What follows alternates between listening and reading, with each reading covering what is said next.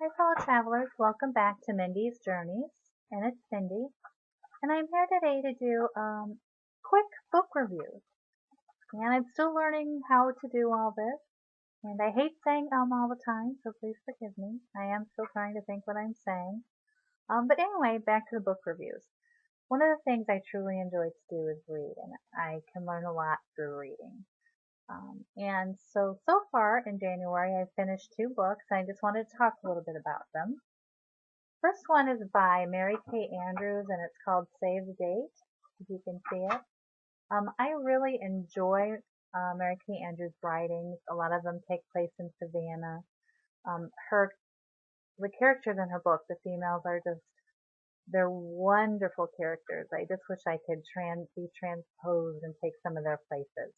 They all have these great creative jobs and they have freedom to do what they want and it seems like they really enjoy what they do. And some of the books so far have intertwined a little bit, some of the characters you hear in each additional book. But if you want a really easy read that's enjoyable, just to kind of take you away from life's dreary moments, I highly recommend reading something by Mary Kay Andrews.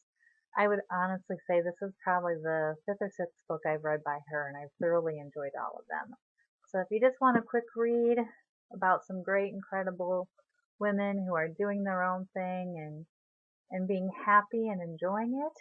Sometimes they have little issues, but we all have those issues, and it just kind of makes those characters more likable, I think. So anyway, try out some of her books. I highly recommend those. The second one that I finished in January um, is an audiobook, and I've just started listening to audiobooks.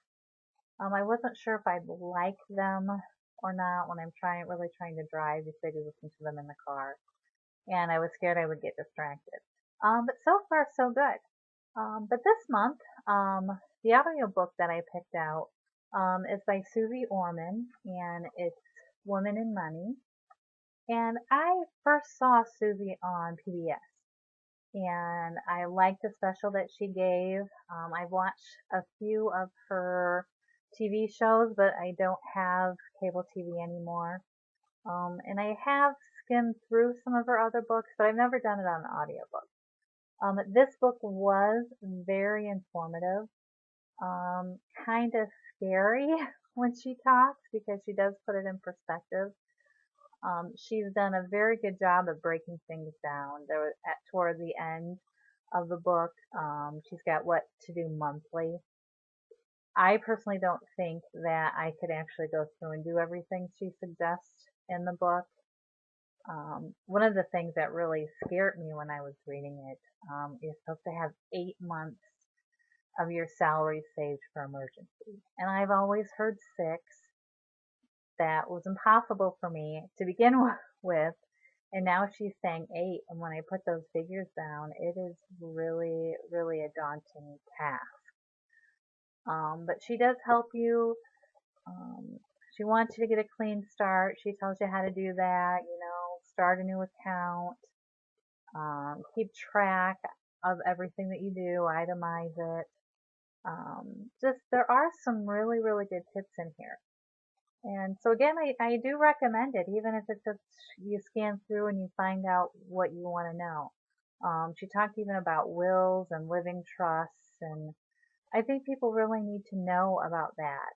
I know when my parents passed away, we had to deal with a lot, and we learned from my father passed away first, and we learned a lot when he passed away.